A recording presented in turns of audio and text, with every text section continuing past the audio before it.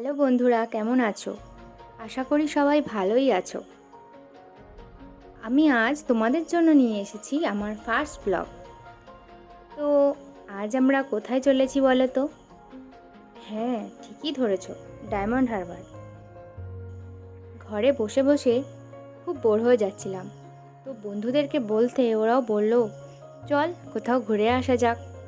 তো এই বৃষ্টির মধ্যে কোথায় যাব ভাবতে ভাবতে ঠিক করলাম সবাই মিলে যে ডায়মন্ড হারবারই যাওয়া যাক। যেই বলা অমনি কাজ। তার পরের দিন বেরিয়ে পড়লাম সেজে গুজে। তো আমরা চলেছি সোনারপুর থেকে দুপুর 2:37 ট্রেনে করে ডায়মন্ড হারবার। ভাবলাম যে নদীর পাশে ঘুরবো, তো বেলাবেলি ঘোরাটাই ভালো হবে। এই চলে এসেছি আমাদের গন্তব্যস্থল ডায়মন্ড হারবারে। এখন এখান থেকে আমরা যাব পার্কে করে। টোটোতে করে পার্কে যেতে লাগে 10 টাকা। আর পার্কে প্রবেশ করতে মাথা পিছু লাগে 10 টাকা করে। বর্ষায় এখন পার্কে কাদা জলে ভরে গেছে। তো চললাম পার্ক পেরিয়ে পুরানো ভাঙা স্থাপত্যের দিকে।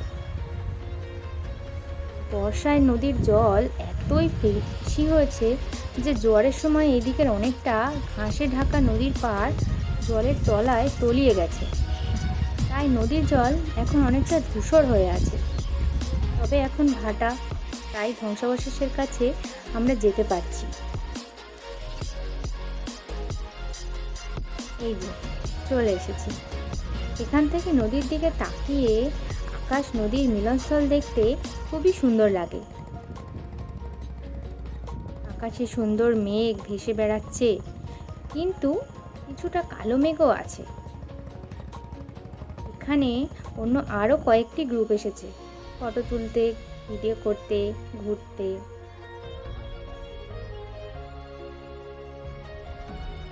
আমিও কটা ছবি তুলবো ভাবছি, কিন্তু আকাশের দিক থেকে চোখ যেন সরাতেই পারছি না, এত সুন্দর লাগছে। এখন বাজে 5:30। আমাদের ট্রেন আছে, তো তাই আমরা ভাবছি স্টেশনের দিকে যাব। কিন্তু দেখো, যখন এসেছিলাম তখন আকাশের রং ছিল অন্যরকম, আর এখন ঠিক অন্যরকম। এখন যেন পড়ন্ত বিকালের আকাশের স্নিগ্ধ নীলাভ রং কি সুন্দর চারিদিকে ছড়িয়ে পড়েছে। কি সুন্দর এক মনোমুগ্ধকর দৃশ্য। তো আমরা চললাম স্টেশনের দিকে। আমাদের ট্রেন আছে ঠিক 6:30টায়। ওই ট্রেনে করে ফিরে যাব আমরা যে যার বাড়িতে। আর আবার তোমাদের সাথে দেখা হবে আমার পরবর্তী ব্লগে। টাটা ও ধন্যবাদ বন্ধুরা।